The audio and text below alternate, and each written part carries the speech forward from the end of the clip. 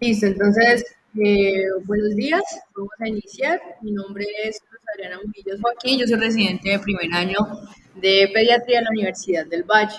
Primero, gracias por acompañarnos pues, el día de hoy. Vamos a hablar sobre el tema de bronquiolitis aguda. Entonces, para empezar, pues digamos por qué es importante hablar de esto, porque la bronquiolitis aguda es una infección viral pues, de las vías respiratorias inferiores y es una de las principales causas de hospitalización y muerte en pacientes menores de 12 meses. Además, tiene una carga de salud bastante importante, pues tanto para los lactantes y niños pequeños.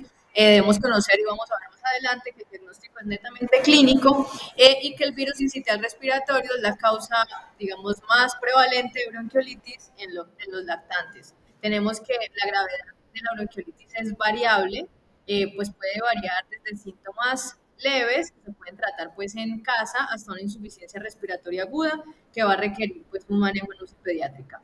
Y tenemos que nos vamos a dar cuenta que el manejo para los clínicos pues siempre tiende a ser pues un desafío. Como definición, entonces tenemos que la bronquiolitis es la inflamación de las vías respiratorias y obstrucción del tracto respiratorio inferior causado casi exclusivamente por una infección viral en todos los pacientes menores de 2 años. Tenemos que es el primer episodio de dificultad respiratoria de comienzo agudo, donde el paciente pues cursa con sibilancias, estertores y está precedido por un cuadro de infección viral, inicialmente de vías respiratorias superiores. Eh, Hablando un poco de epidemiología, tenemos que es la principal causa de hospitalización en el primer año de vida, como se los dije previamente. Tenemos que los brotes de virus sincitial respiratorio tienden a ser más comunes durante la temporada de lluvias, que más o menos alrededor de 3.5 millones de niños, de pacientes menores de 5 años, ingresan anualmente a hospitales debido a infección del tracto respiratorio ocasionadas por virus sincitial respiratorio pues a nivel mundial. En Estados Unidos alrededor del 2 y el 3% de pacientes menores de 12 meses son hospitalizados con un diagnóstico de bronquiolitis. Tenemos que una prevalencia más o menos que puede llegar hasta el 32% en el primer año de vida y entre el 9 y el 17% en el segundo año de vida, y que después de un episodio pues, de bronquiolitis, el riesgo general de sibilancias y asmas recurrentes más o menos puede ser hasta el 70% antes de la edad escolar y el 50% durante los años pues, escolares. Tenemos que más o menos del 2 hasta el 6% de bronquiolitis pueden ser graves y son derivados o requieren un manejo en unidad de cuidado intensivo pediátrico, que como les dije es la principal causa de hospitalización y muerte en los pacientes menores de 12 meses y a nivel global se ha tenido pues un impacto estimado más o menos en menores de 5 años de aproximadamente 33 millones con 3.2 millones de hospitalizaciones, que era lo que les indicaba antes, y alrededor de 120.000 muertes en el año. Y debido pues a la pandemia de la enfermedad por COVID en el 2019, se han reportado pues cambios drásticos en la curva epidémica del virus sincitial respiratorio.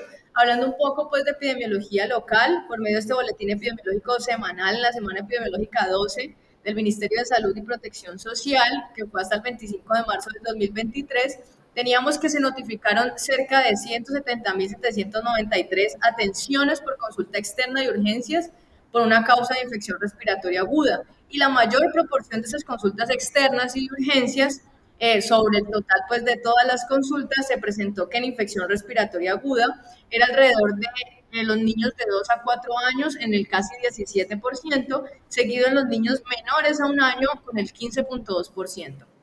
Se notificaron además en esta semana epidemiológica 1.086 atenciones en hospitalización por infección respiratoria aguda en sala general en pacientes menores a un año. También la tendencia de la circulación viral, pues en esa semana reportada, destacaron el virus sincitial respiratorio, el enterovirus, rinovirus, influenza, parainfluenza y adenovirus. Y también notaron que hubo una variación significativa respecto al aumento entre enterovirus y para influenza, y por el contrario se notó una disminución en el adenovirus y el rinovirus. Teníamos que la mortalidad por infección respiratoria aguda fueron reportadas 93 muertes probables en menores de 5 años, de las cuales 15 fueron confirmadas, 16 fueron descartadas y 62 se encontraban en estudio, para una tasa de mortalidad de 1,9 por cada 100.000 menores de 5 años.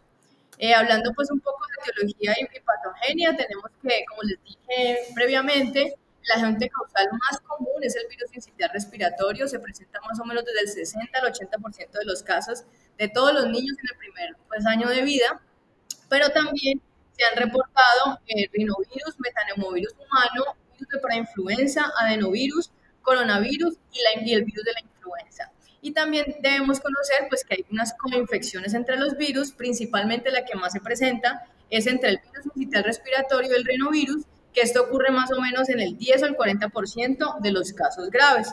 Entonces, en esta imagen lo que le quería mostrar es un artículo clásico donde nos muestra que siempre pues, el virus sincitial respiratorio ha estado pues, como más prevalente en todas estas infecciones, seguido pues, por el rinovirus para influenza y metaneurovirus. Y en esta imagen de acá lo que logramos ver en la derecha de ustedes, la izquierda de la derecha de la pantalla también, que el virus sincitial respiratorio está asociado en la prevalencia más alta en los niños de menor edad. Entonces, en el primer año, vemos que antes del primer año tiene un mayor pico, segundo del rinovirus y también el metaneumovirus. Hablando del virus sincitial respiratorio, tenemos que es un virus de la familia Paramyxoviridae, del género neumovirus, y tiene un ARN que es monocatenario, está envuelto en dos subtipos, que es el subtipo A y B, y tiene 11 proteínas, donde se encuentran 9 estructurales y 2 funcionales. Vemos en la imagen la proteína F, que es la que está de color cafecito, y la proteína G, que es la de color verde. La proteína F, cuya función es, digamos, la fusión de membrana viral pues, con la célula del huésped e ingresar al genoma viral. Mientras que la proteína G tenemos que es la encargada de unión a la membrana celular a través del receptor CX3-CR1. Y las proteínas estructurales tenemos NS1 y NS2, pues que son las encargadas de la replicación. Hablando de la patogénesis, pues digamos que después de un periodo de incubación, primero pues la infección se adquiere por inoculación de las vías nasales o conjuntivales, ya sea pues con secreciones contaminadas o pues por inhalación. Entonces, después de ingresar el virus, hay un periodo de incubación más o menos de 4 a 6 días, donde se van a ver los síntomas, pues que es la congestión, la rinorrea, irritabilidad, y 2 o 3 días después van a empezar los síntomas de las vías respiratorias superiores, después de estos 2 a 3 días va a haber un tercio de estos pacientes donde va a haber propagación de las vías respiratorias inferiores y aquí puede haber tos, taquipnea, aleteo nasal, retracciones subcostales, costales y el aire que está atrapado a nivel de los alvéolos se va a absorber y esto me puede provocar una atelectasia distal, pues a la obstrucción. Esto me va a llevar a que el paciente tenga un aumento de trabajo respiratorio y una disminución pues a nivel de la función pulmonar. ¿Qué me puede llevar? Pues en un aumento de un desajuste de la ventilación, la perfusión, que me va a resultar un aumento de la hipoxemia. Entonces, primero tenemos que el virus, como vemos en la imagen, en el número 1, el virus pasa a las células epiteliales nasales, de las epiteliales nasales a los bronquios, y el virus empieza la replicación. Entonces, al empezar la replicación, va a generar un desprendimiento de todas estas células epiteliales que están infectadas y va a generar una infiltración celular. Esto me va a generar un edema, una secreción, moco y pues me va a generar pues también por último una disfunción a nivel de la célula ciliar. Esta obstrucción es debido pues a lo anterior y también empieza una migración de células. Con esto el aire pues tiene que ser absorbido por los alvéolos ya que esto, pues, no pueden salir y esto me va a generar un colapso alveolar que se va a ver pues visto pues en unas atelectasias, o sea, se va a describir en unas atelectasias. En la parte pues de la respuesta inmune, entre los mediadores inflamatorios que se han descrito, pues que juegan un papel importante y esencial en la patología del virus sincitial respiratorio son las citoquinas y las quimioquinas. Entonces tenemos que las citoquinas son pequeñas moléculas pues que son secretadas para contribuir pues significativa y activamente a la modulación del sistema inmune. Y también las otras células que se pueden producir son las citoquinas, donde están incluidas las células inmunes, las células epiteliales, las endoteliales, entre otras. Entonces, Las proinflamatorias se pueden diferenciar o en dos grupos clasificar, perdón, entre las proinflamatorias y las antiinflamatorias. Dentro de las proinflamatorias tenemos la interleuquina 1, factor de necrosis tumoral alfa, el interferón gamma y la interleuquina 6 principalmente. Y las antiinflamatorias, la interleuquina 10. Mientras que la interleuquina 12 tiene, pues, puede ser proinflamatorias y también antiinflamatorias. Dentro de las quimioquinas tenemos CCL3, que son aquellas que atraen unas células, pues que en este caso serían como los eosinófilos, los monocitos, basófilos y otras grandes poblaciones de linfocitos. La CSL5 también lo que hace es reclutar monocitos, células T y eosinófilos. Y dicen que estos niveles muy altos van a ser asociados directamente con la severidad de la enfermedad. Eh, y tenemos dentro de las citoquinas, pues las interleuquinas, como les dije, principalmente pues mencionar la interleuquina 6, que es indispensable para la respuesta inmune, la interleuquina 10, que se correlaciona también con la severidad de la enfermedad, porque se dice que si hay menor porcentaje de interleuquinas 10, hay más severidad. Mientras que el interferón gamma lo que nos va a hacer es estimular la eliminación a nivel del virus, y la interleuquina 3 también me va a ayudar a la mayor infiltración de la respuesta inmune relacionados pues con el desarrollo de la enfermedad. Eh, la interleuquina 9 está aumentado, se ha visto que está aumentado en pacientes que tienen bronquiolitis requiriente de oxígeno, y la interleuquina 17 se encontró que estaba muy elevado en pacientes con bronquiolitis que requirieron manejo con ventilación mecánica no invasiva. Entonces tenemos que cuando el virus incital respiratorio llega al tracto respiratorio inferior, es reconocido por todas estas células respiratorias mediante los receptores que se llaman receptores de reconocimiento de patrones. Esto lo que me va a hacer es producir una secreción de citoquinas y quimioquinas, las que le hablé previamente, y lo que hacen ellas es reclutar eosinófilos, neutrófilos y monocitos a nivel pulmonar. Entonces, todo este ambiente inflamatorio que está como inducido por este reclutamiento ocasionado por las células inmunes y además la producción de moco, me va a llevar también una respuesta excesiva de TH2 y TH17. Al final, lo que me va a generar esto es una destrucción del epitelio respiratorio y una obstrucción mayor de las vías respiratorias bronquiales, pues a nivel distal o inferior. Entonces, después de esta infección, las células dendríticas y los macrófagos lo que van a hacer es jugar como un papel pues, muy clave en la respuesta innata del virus sincitial respiratorio a nivel pulmonar. Estos patrones de reconocimiento ese patrón de receptor de reconocimiento, que son, digamos, principalmente los receptores tipo TOL, también el receptor similar al gen 1, también el receptor inducible por ácido retinoico, y otros receptores que son los Not-Like receptors, son activados después de que se da la infección por el sincitial respiratorio. Entonces se ha demostrado que este receptor tipo TOL ha jugado como un papel muy importante en el reconocimiento del virus sincitial respiratorio.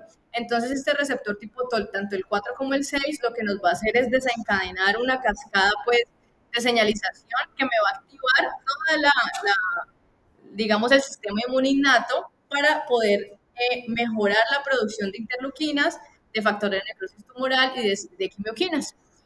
También se detecta por medio del receptor tipo TOL7 y el 3, que me va a desencadenar es, digamos, la producción de interferón alfa y la producción de interferón beta, que son mediadas por otro tipo de células. Eso es lo que podemos ver realmente pues, en esta imagen. Digamos, después del reconocimiento o después de que ingresa el virus, toda la cascada pues proinflamatoria, citoquinas, interleuquinas y pues las células que ya describimos previamente pues en el momento de la infección pues por este virus incital respiratorio. Tenemos que el rinovirus es el segundo agente viral más común de la bronquiolitis durante la infancia, pero dicen que la detección se empieza a dominar o empieza a generarse más después de los 2 meses. Este rinovirus es de género enterovirus, de la familia Picornaviridae, también tiene un ARN monocatenario, pero no tiene envoltura. Tenemos que el rinovirus hay 3 subgrupos que son el A, B y C, y estos subgrupos tienen diferentes genotipos. En el subgrupo A tenemos 83, el grupo B tenemos 32 genotipos y el grupo C tenemos 55 genotipos. Y tenemos, pues como como vemos ahí en la parte rojita del receptor, tiene receptores que son expresados, digamos, específicos para el rinovirus, como el que vemos, que es, digamos, el receptor ICAM1, y también hay otros como el CDHR3, que es el que podemos ver aquí en el... Yo pongo acá. Este receptor de acá es específico para rinovirus, es miembro de la familia de las caderinas y de ahí es por eso que decimos que tiene o sea, una capacidad, un gran potencial pues, patogénico. Hablando pues, de la patogénesis del rinovirus, tenemos que el rinovirus también se va directamente aquí en las células epiteliales de las vías respiratorias, se van a dirigir pues ahí. Y tenemos que hay varios rinovirus, tenemos rinovirus A, rinovirus C también, y de los que les voy a hablar el día de hoy. Entonces, tenemos que el rinovirus A, el rinovirus tipo A, perdón, con frecuencia lo que nos va a causar es una infección del tracto respiratorio inferior, mientras que el rinovirus tipo C en particular, pues siempre va a estar más relacionado como con sibilancias como más persistentes o más graves en los niños que tienen la infección.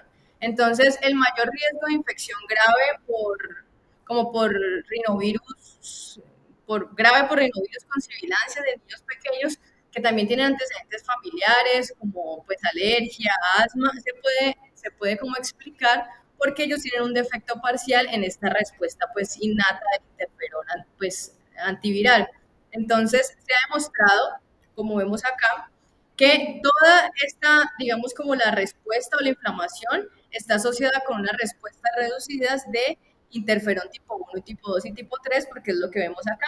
El rinovirus entra en contacto pues, con las células epiteliales del tracto respiratorio y lo que se va a activar es una respuesta de interferón tipo 1 y tipo 3 principalmente. Y eso me va a llevar pues, a una cascada inflamatoria con la activación de neutrófilos, de células dendríticas, de natural killer, de linfocitos TCD8 principalmente.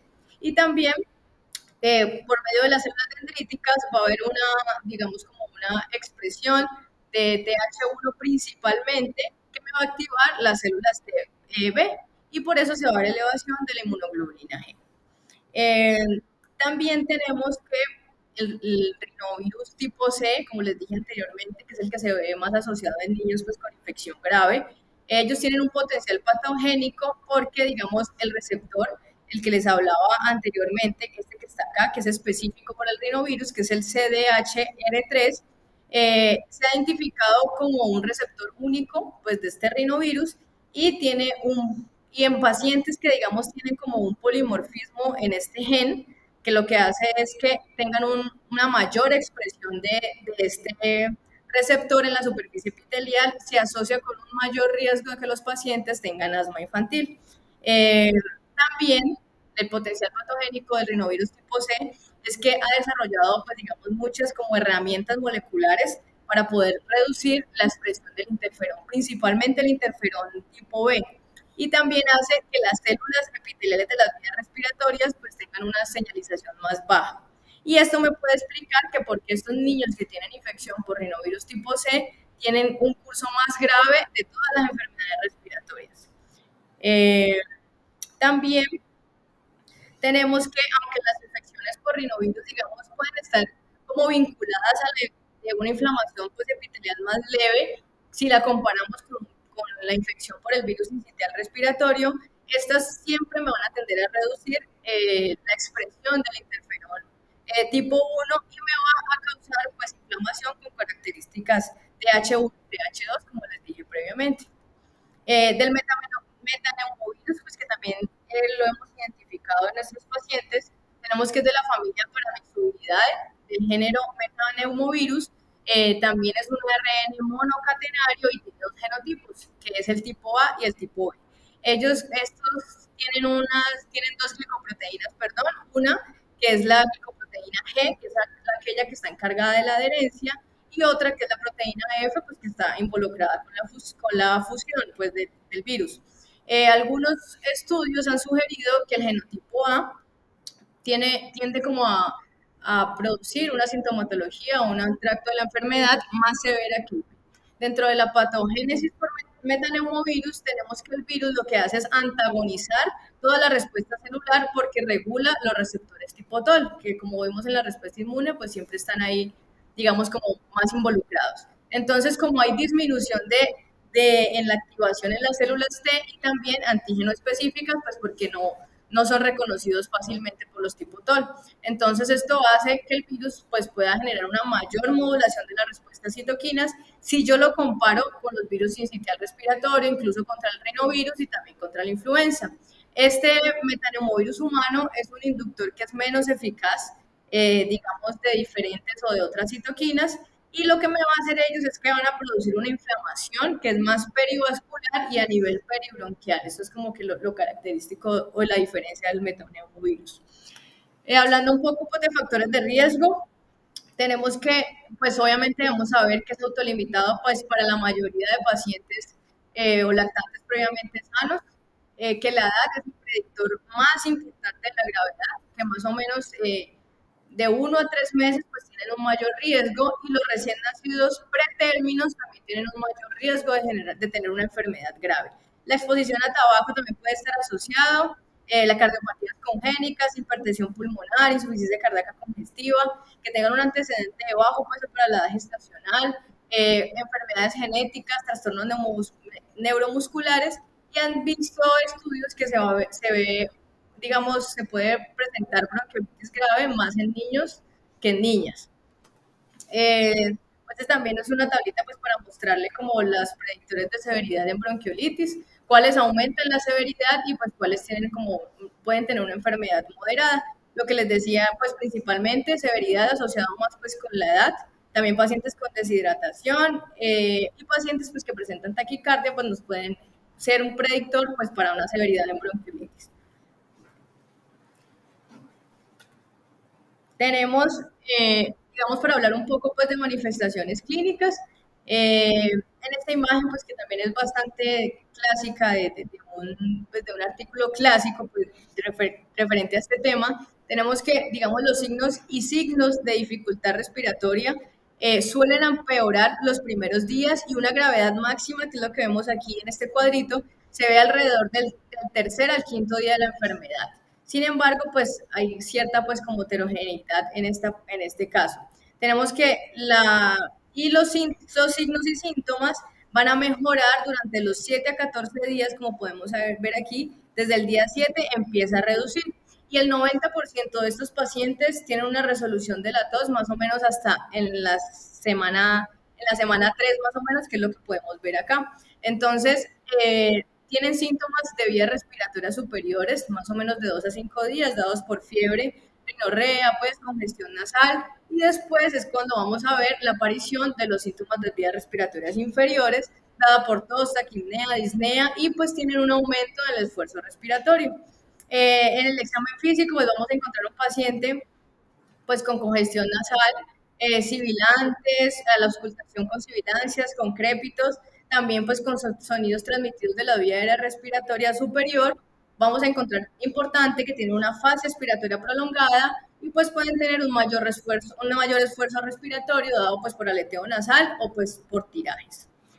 Tenemos que varios autores pues han descrito, digamos, como haciendo un enfoque agrupándolos.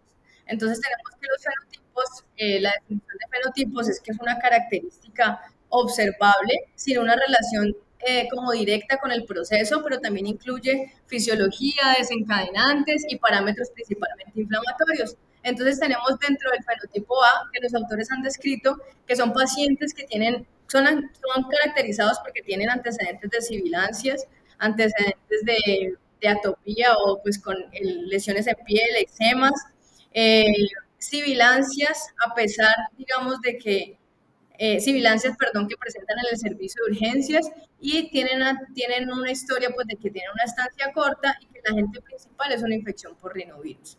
Tenemos el fenotipo B, que son niños que tienen sibilancias, pero que a diferencia de la mayoría pues, del fenotipo tipo A, o sea, comparando estos niños, no tienen, digamos, antecedentes de sibilancias o lesiones en piel o eczemas. Estos niños sí pueden tener más sibilancias, se pueden ver un poquito más comprometidos, pueden tener tirajes, se ve asociado a una estancia mucho más larga y los agentes principales son el virus sincitial respiratorio y también el rinovirus. Dentro del fenotipo 3, el fenotipo C, perdón, se dice que es el grupo más, como más severo, son aquellos que presentan una clínica mucho más severa, está asociado a que tengan una mayor estancia hospitalaria y tienen algunas, los tirajes, las retracciones son de moderadas a severas, son pacientes que se presentan con más tirajes, con estertores, con más tos, con mucho más sibilancias, pueden llegar incluso a la falla respiratoria y el agente principal pues, que lo ocasiona es el virus sincitial respiratorio. El fenotipo D es el grupo que conocemos como el menos grave, pues el menos gravemente pues, enfermo. Son niños que tienen una clínica leve, pueden ser solamente, pues, digamos, vía aérea superior o a veces pueden presentar unas sibilancias. Tienen rinorrea, el manejo generalmente es ambulatorio y el agente que lo ocasiona es el rinovirus. Eh, Tenemos pues que en particular los pacientes que tienen o que se van como por el fenotipo B tienen una mayor probabilidad de infección por virus sincitial respiratorio, mientras que los tipo A se encuentran que en ellos tenían un recuento más alto de eosinófilos y que el perfil de la microbiota predominante era hemófilos o moraxella, que lo vamos a ver pues más adelante. Los endotipos, entonces, ¿cuál es la diferencia o qué se conoce como endotipos? Son entidades distintas de la enfermedad que pueden estar presentes, perdón, en los grupos de fenotipos pues, que definimos anteriormente.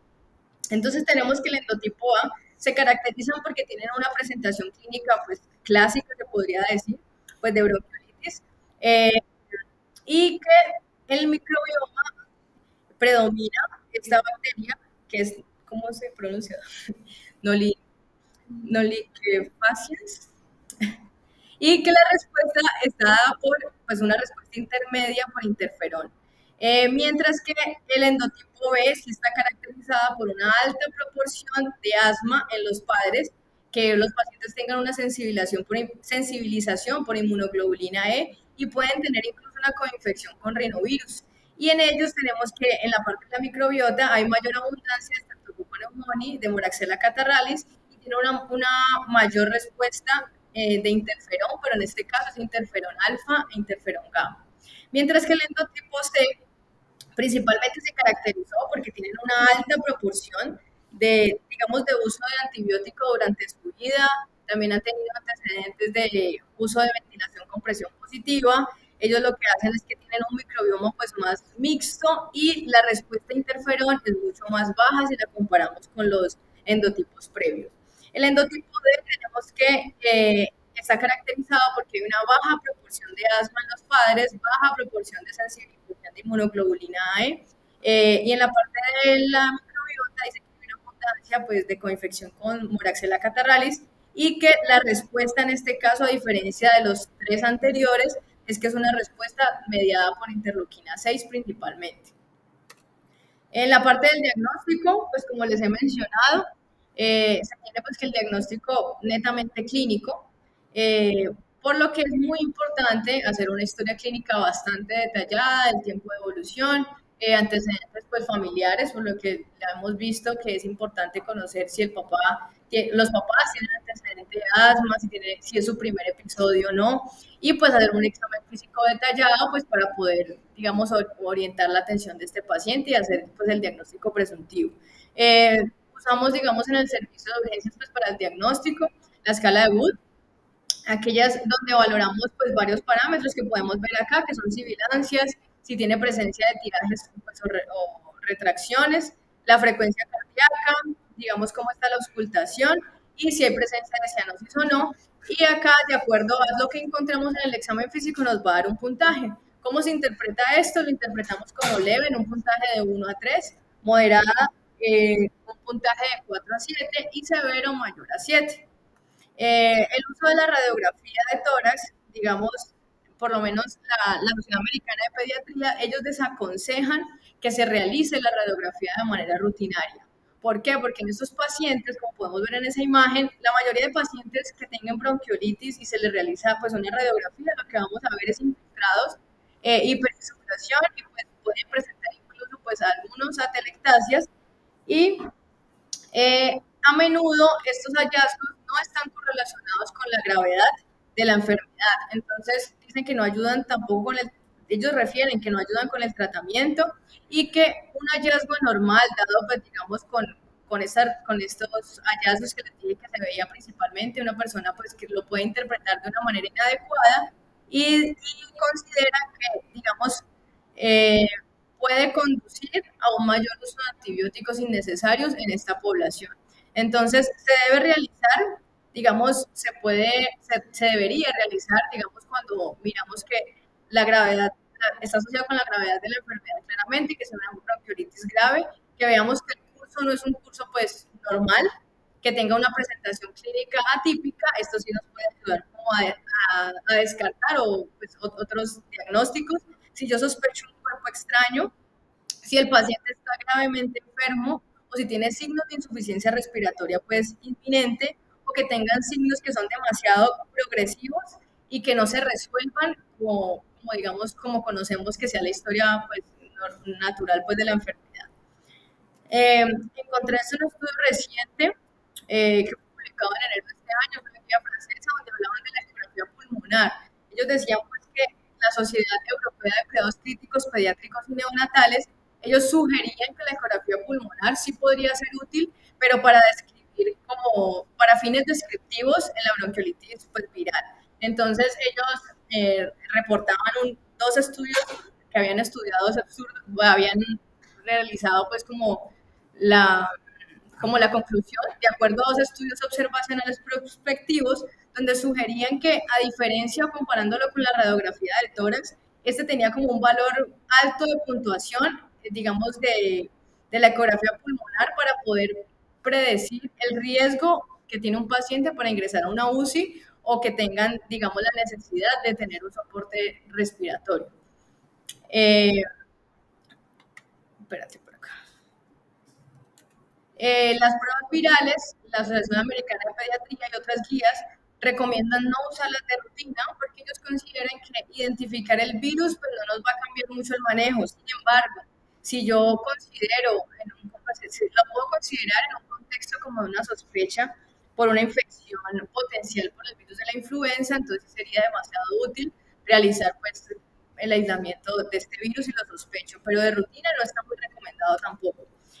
Otros exámenes tenemos, digamos, el hemograma, pues en caso de fiebre, en lactantes menores que tengan, pues, fiebre. Hemocultivos, en caso de que el paciente luzca, digamos, séptico, que veamos, pues, signos de sepsis o aquellos que tengan, pues, enfermedad grave, una variación de enfermedad grave de bronquiolitis. Gases arteriales en todo paciente que tenga signos de insuficiencia respiratoria inminente o que tengan la enfermedad severa, que hacer a todos los pacientes gases arteriales o gases venosos, pues inicialmente. Electrolitos, pues dice que tienen, en este caso, tienen un poco, pues como valor o ayuda. Y el uroanálisis cultivo lo podemos considerar en pacientes que tengan, o sea, menores de 2 meses, que tengan fiebre, pues porque se puede considerar que sea pues, el foco infeccioso, porque ellos dicen que no se haga de rutina, pues porque esto puede conducir a la exposición a procedimientos invasivos, pues para la toma de muestra, como puede ser el paso pues, de una sonda y demás. Entonces, sí, no es necesario pues, hacerlo en todos los pacientes con bronquiolitis. Entonces, es como, digamos, como un resumen de varias guías donde estudian el uso pues, o el requerimiento de otras métodos diagnósticos. Entonces, por lo menos la pulsoximetría, pues no la mencionan en casi ninguna de las guías. Sin embargo, pues la Asociación Americana de Pediatría dice que no es requerido que sea una pulsoximetría, digamos, constante, sino que se puede hacer como lo hacemos en el servicio de urgencias, que es, digamos, al momento de reevaluar al paciente, mirar pues la pulsoximetría. La radiografía de tórax, como les dije, casi ninguno lo recomienda pues que sea de manera rutinaria, y dice pues que se hagan las consideraciones pues que se puede hacer en lo que les dije pues previamente. Digamos el test pues viral no se recomienda de rutina tampoco, y pues los otros exámenes pues los paraclínicos bajo las indicaciones previas. Criterios de hospitalización: niños menores de 6 semanas con saturaciones menores de 92 o que tengan un antecedente de una patología de base, lo que nos dice la guía SNAIS.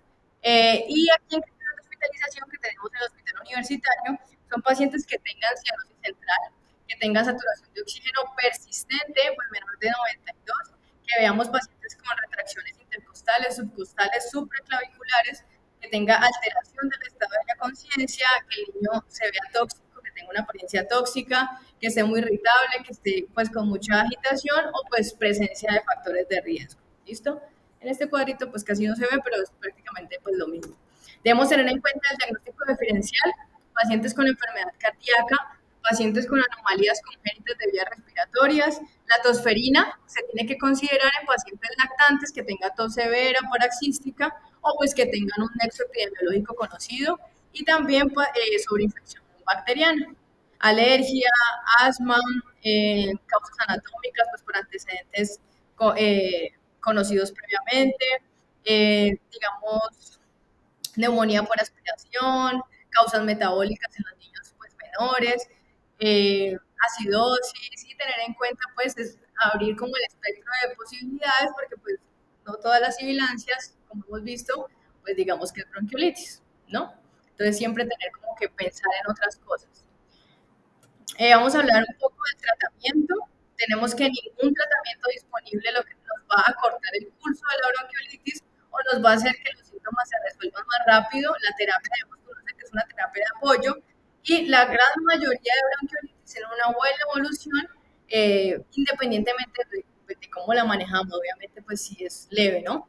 El lavado nasal decimos, o sea, se sugiere pues no hacerlo, no succionar, digamos, de rutina, pero lo tengo que considerar siempre en pacientes que tengan dificultad para alimentarse o que tengan muchas secreciones y en pacientes que tengan, que hemos visto apneas, hay que realizar un lavado nasal así no tenga secreciones visibles, porque esto me va a generar una congestión nasal, un aumento del esfuerzo respiratorio y como sabemos, los pacientes son respiradores orales hasta los 6 meses, entonces nasales, perdón, respiradores nasales hasta los 6 meses, entonces a veces haciendo lavado nasal de higiene nasal continua, pues nos va pues, a facilitar de que los niños van a respirar mejor. Hablando de soporte de hidratación, esto también lo encontré, como les decía, en las guías francesas que fueron publicadas recientemente, en enero del presente año, 2 de enero del 2023, consideran sobre la hidratación que los pacientes, los lactantes con bronquiolitis tiene riesgo de hiponatremia que puede aumentar con la administración de soluciones hipotónicas. Entonces, en pacientes que tengamos en el servicio ingresados por bronquiolitis, la hiponatremia me va a asociar con un peor resultado. Esto está asociado a que la estancia hospitalaria sea más prolongada y tenga un mayor riesgo de terminar en ventilación mecánica. Ellos consideran que es razonable utilizar líquidos endovenosos isotónicos de mantenimiento en aquellos niños solamente, pues digamos que tengan, no puedan tolerar la vía oral, que esté retrasado, y ellos lo consideran también pues porque son recomendaciones a nivel americano y británica. Debemos tener en cuenta que los niños pues con bronquiolitis y por el esfuerzo respiratorio las pérdidas son mayores, entonces pueden llevar a un grado de deshidratación. Ellos dicen que no han evaluado la superioridad de la solución cristaloide balanceada sobre una solución no balanceada. De acuerdo hablando un poco de la solución salina hipertónica al 3% nebulizada, dicen que probablemente, no solamente ellos, sino también otras guías, no debería usarse de forma rutinaria. Aunque la solución salina se cree que reduce pues, el edema de las vías respiratorias, disminuye el taponamiento mucoso, también me puede mejorar pues, la limpieza a nivel mucociliar, también va a rehidratar el líquido de la superficie de las vías respiratorias en lactantes con bronquiolitis, y también, o sea, que no es de rutina, pero se debe considerar en pacientes que, digamos, la duración de la estancia, pues, como hospitalaria, se acerca o se va superando, digamos, más de 2 o 3 días, entonces sí podría ser beneficioso en este tipo de pacientes. Hay una revisión de Cochrane en 2017 donde sugirieron que sí encontraron pues un riesgo de hospitalización, un riesgo reducido de hospitalización cuando usamos solución salina hipertónica pues en el servicio de urgencias. Otra revisión sistemática, que fue un metaanálisis que hicieron más grande también de Cochrane en el año 2015, encuentran, pues estudiando 24 ensayos y 3.209 pacientes, Encontraron que los lactantes que recibieron solución salina hipertónica tuvieron una diferencia bastante significativa en la duración de la estancia hospitalaria si yo lo comparo con los que recibieron y con solución salina pues normal. Y en 7 ensayos de esos encontraron que sí hubo una reducción en el ingreso hospitalario en un 20%, a comparación con los pacientes que no lo recibieron o recibieron otro tipo de terapia. La epinefrina nebulizada, hablan pues la Asociación Americana de Pediatría dice que no se debe administrar epinefrina a los lactantes y a niños con diagnóstico de bronquiolitis. Una recomendación bastante fuerte. La epinefrina nebulizada lo que me va a generar es una vasoconstricción, pues que esto me va a mejorar un edema en la vía aérea, pero digamos no en todos los estudios no han encontrado como beneficios si lo comparamos con el placebo. Y hay otros estudios donde encontraron que hay unos pacientes que recibieron, o sea, pacientes que recibieron como dosis fija de esa epinefrina, tuvieron unas estadías más prolongadas versus el uso de epinefrina a necesidad o si lo comparamos con el placebo. El soporte de oxígeno, según la Sociedad Americana de Pediatría, el soporte de oxígeno a paciente menor a 90, las guías se hablan más o menos del 90 al 92. Esos pacientes pueden requerir desde cánula nasal o no invasivo con cánula nasal de alto flujo o invasivo con ventilación mecánica. Tenemos que la ventilación mecánica no invasiva lo que nos va a hacer es reducir el trabajo respiratorio y también nos va a mejorar los parámetros respiratorios. En este estudio que hicieron en el año 2020, realizaron una búsqueda sistemática pues, de literatura desde enero del 2000 a febrero del 2020. Ellos qué encontraron? Que la cánula nasal, pues que se considera como una terapia pues, estándar en todos los lactantes que tengan bronquiolitis e hipoxemia, y que el uso de CPAP o ventilación mecánica no invasiva se debe realizar en pacientes con insuficiencia respiratoria progresiva.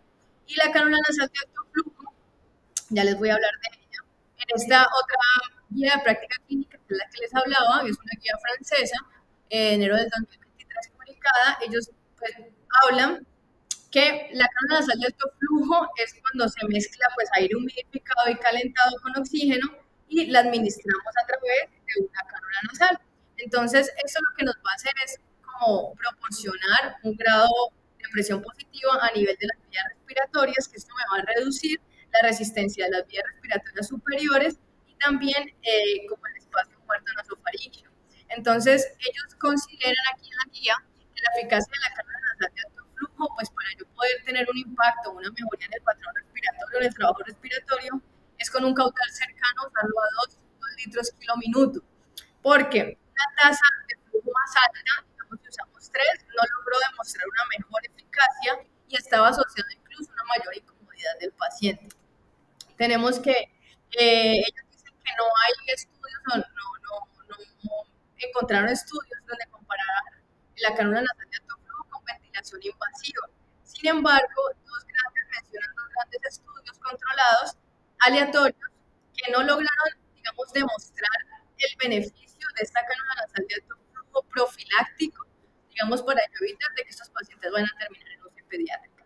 Y no se tiene que usar como primera línea en bronquiolitis con pacientes con hipoxemia. También ellos aquí en esta guía me hablaban sobre el CPAP, pues que la consideran como una estrategia de soporte respiratorio, pues para poder evitar la ventilación mecánica invasiva. Consideraron que la duración de la estancia en la UCI fue más corta en aquellos niños que tenían CPAP, si yo lo comparo con aquellos que fueron intubados. Entonces, se podría considerar también. Algunas guías, ellos consideran que, digamos, esa presión positiva continua en las vías respiratorias en estos lactantes que tienen insuficiencia respiratoria inminente o enfermedad grave. Ahí yo puedo considerar también el uso. Hablaban sobre el CPAP, que una mayor eficacia para la configuración del CPAP era 7 centímetros de agua para pacientes con bronquiolitis grave, porque la mayoría, digamos, de datos de bronquiolitis de pacientes con bronquiolitis en UCI pediátrica se basaron en estos niveles de presión de soporte cercanos a 7, como les dije, encontrando una significativa eficiencia, una tasa de efectos adversos pues, secundarios, digamos, como baja. Ellos también, aquí en esta guía, nos comparan CPAP versus cánula nasal de alto flujo. Ellos se basaron en 4 ensayos controlados aleatorios, pues encontrados en la literatura, donde comparan la eficacia, principalmente en seguridad, entre cánula nasal versus CPAP. Entonces, en el más grande de todos los ensayos aleatorios que se han realizado, que fue este autor, encontraron una mayor tasa de fracaso en pacientes con una mayor tasa de fracaso de cánula nasal, perdón, de CPAP versus cánula nasal, 51 versus 31% en un estadio multicéntrico. Entonces encontraron que la gran mayoría, aquí me equivoqué, y la gran mayoría de las fallas de CPAP fueron explicadas pues porque tenían una mala tolerancia al dispositivo, mientras que el que estaba asociado a una mayor o fallas en el uso de la cánula nasal de alto flujo fue principalmente por el deterioro respiratorio. Entonces, para la forma más grave, la presión positiva continua en las vías respiratorias probablemente se tiene que usar como tratamiento de primera línea, pues si la comparo con la cánula nasal de alto flujo. Este otro estudio que fue publicado en noviembre del 2021, lo que hacen también es, digamos, comparar, esto fue realizado en Túnez en el año 2021, lo que hicieron fue comparar la cánula nasal de alto flujo versus presión PPP, o sea, CPAP, perdón, en pacientes que tienen bronquiolitis severa. Entonces, este ensayo lo hicieron, el método fue un ensayo controlado aleatorizado en UCI pediátrica de un hospital universitario durante 3 años para poder comparar en estos dispositivos de presión continua de las vías respiratorias versus pacientes pues con cánula nasal de alto flujo en pacientes con bronquiolitis grave. Ellos incluyeron un total de 268 pacientes. Los participantes fueron asignados al azar en 2 grupos. Unos eran los que usaban CPAP y otros los que usaban cánula nasal de alto flujo. Entonces, ellos encontraron que el éxito del tratamiento fue significativamente mayor en el paciente que usamos CPAP en comparación con cánula nasal de alto flujo en pacientes con bronquiolitis grave. Ellos consideraron que la cánula nasal de alto flujo fue segura y fue eficiente, pero que el CPAP fue mejor para prevenir el fracaso del tratamiento. En caso de que, en cambio, digamos que el CPAP fallaba, la cánula nasal de alto flujo nos evitó intubación en el 50% de estos casos. Y también reportaban que no hubo una diferencia en la tasa de intubación o en eventos graves asociados entre estos 2 grupos que fueron comparados. Esta es una revisión sistemática y costo-utilidad de la cánula nasal de alto flujo versus presión positiva continua en la vía aérea en niños con bronquiolitis aguda severa o moderada, que fue realizada aquí en Colombia. Esto fue realizado en agosto del año pasado. Y lo que encontraron acá, el método fue una búsqueda de bases de datos electrónicos y seleccionaron pues ensayos controlados aleatorios. Entonces encontraron que hubo 106 informes publicados, dentro de los cuales 16 eran elegibles pues después de que eliminaron los duplicados y que examinaron pues todos los resúmenes y excluyeron 11 estudios. Entonces, ¿cuáles fueron los resultados que encontraron en ese estudio? Fue que la tasa de riesgo de intubación en los pacientes con CPAP es menor que los que usan cánula nasal de alto flujo, con un riesgo relativo de 0.62, un intervalo de confianza del 95%, y en comparación con la cánula nasal de alto flujo, pues el uso de CPAP se asoció con costos más bajos y mayores, pues asociado a años de vida ajustados por calidad.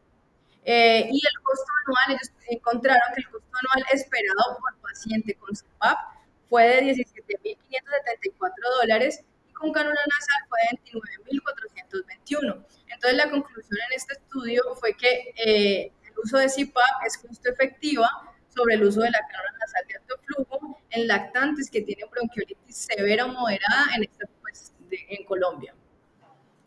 Hablando un poco de los broncodilatadores, hay muchas revisiones sistemáticas donde no han encontrado beneficios en pacientes ambulatorios, en pacientes con soporte de oxígeno. El ingreso al hospital o el tiempo, pues digamos como hasta la resolución de los síntomas, no se veía que mejoraron con el uso de bronquiolitis versus el uso de placebo. Muchas guías de práctica clínica, incluidas las de Estados Unidos, Reino Unido y Canadá, no recomiendan su uso de manera rutinaria.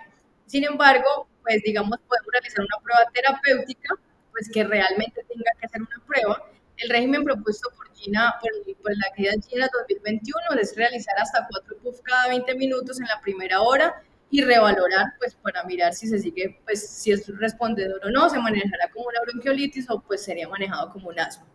En esta revisión sistemática que también se realizó en Cochrane, se identificaron 30 estudios donde encontraban pacientes hospitalizados como ambulatorios y que habían, digamos, recibido pues broncodilatadores, no encontraron beneficios de pacientes hospitalizados y a nivel ambulatorio no se mejoró como el reingreso al hospital ni el tiempo de resolución de los síntomas, si yo lo comparo pues con placebo. Los estudios sí mostraron que sí había una mejoría clínica significativa, pero en niños mayores y que tenían historia de sibilancias recurrentes.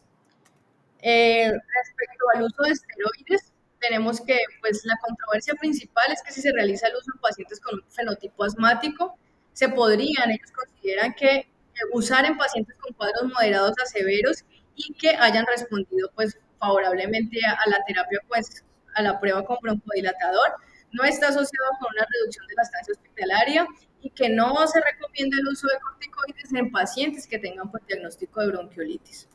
El antibiótico, pues el uso de antibióticos se ve en la literatura, pues se ve que sigue siendo demasiado alto, más o menos el 25% de los casos, porque pues hay algunos casos donde se han documentado, pues obviamente pacientes con bronquiolitis y otros focos infecciosos como otitis media aguda, donde pues el 60% pues se ha usado, si se debe usar digamos el antibiótico. Solamente se tiene que usar si hay evidencia contundente de que tenemos una sobreinfección bacteriana. Hablan de que los macrólidos pues sí tienen un efecto antiinflamatorio porque lo que hacen es disminuir niveles nasales de interleuquina 8. Entonces son los que recomiendan. No han demostrado en los estudios su superioridad si lo comparo con placebo en cuanto a estancia hospitalaria, requerimiento de oxígeno o reingreso a nivel, pues, al reingreso al servicio de urgencias. Otras terapias también que se reportan a nivel de esta guía francesa es que hablaban de la ribavirina inhalada. La ribavirina inhalada dice que pueden causar complicaciones, en particular en la obstrucción pues, de los tubos de intubación, entonces ellos no recomiendan su uso pues, de forma rutinaria y no muestra tampoco una diferencia significativa si se compara en la mejoría de ventilación y duración de estancia hospitalaria. El sulfato de magnesio, ellos identificaron en esta guía 4 estudios controlados aleatorios que lo que evaluaron era su eficacia y no encontraron realmente un efecto positivo en cuanto a términos de duración de hospitalización. Entonces ellos dicen que pues probablemente o no se debería usar. También hablaban de la desoxirribonucleasa, los antileucotrienos, el óxido nítrico inhalado y pues consideraron que no se debe usar. También del helio, ellos mencionaron, pues en la guía ellos comentan que no se debería usar porque a pesar de que tiene unos efectos benéficos, digamos, sobre el trabajo respiratorio, la factibilidad del uso pues dificulta ser implementada, entonces realmente como que no lo recomiendan. En 2015 se realizó un estudio también, una revisión sistemática en Cochrane con un metaanálisis donde evaluaban el valor pues para el uso de la mezcla de helio y oxígeno, pues que es el Heliox, en bronquiolitis grave. Ellos ahí incluyeron 7 ensayos controlados con un total de 447 lactantes que tenían bronquiolitis aguda. Entonces no encontraron ningún efecto beneficioso en cuanto al uso de ventilación, ya sea invasivo o no, en la tasa de intubación o en la duración de la estancia en UCI. Y sí observaron pues, un efecto, digamos, sobre los signos clínicos de trabajo respiratorio, pero pues digamos no se usa pues porque se complica, porque tiene una baja disponibilidad pues en la práctica habitual y pues también por el costo, ¿no? Esta es como un resumen sobre todas esas recomendaciones de acuerdo a cada guía, que pues digamos como finalmente era lo que les hablaba previamente. Entonces, esos pacientes debemos tener dentro de criterios de egreso, pacientes que tengan una estabilidad clínica, que tengan una tolerancia adecuada de la vía oral, que tengamos una saturación mayor a 92 hasta 24 horas posterior al destete de oxígeno y pues que veamos la mejoría pues con el tratamiento que estamos implementando ahí. Hablando un poco de prevención, el anticuerpo monoclonal palivizumab, digamos, la Sociedad Americana de Pediatría sí recomienda pues, realizar esta prevención, perdón, en pretérminos menor de 29 semanas. Eh, Ellos hablan que durante la temporada alta pues, de bronquiolitis en bebé, sin embargo, pues todo recién nacido pretérmino, pues menor de 29 semanas debería pues, recibirlo. Pacientes pretérminos menor de 32 semanas que tengan diagnóstico de displasia broncopulmonar, pacientes con displasia broncopulmonar de 12 a 24 meses con tratamiento pues con oxígeno, con diuréticos o con otras, digamos, otros manejos, pacientes que tengan cardiopatías menor de 12 meses y que tienen que ser llevados a cirugía o que tengan una hipertensión pulmonar moderada severa, y los pacientes pretérminos de 29 a 32 semanas hasta los 6 meses de edad, la dosis es de 15 miligramos dosis intramuscular cada mes por 5 meses. Esto era lo que les tenía para el día de hoy. Muchas gracias. Sí, profe.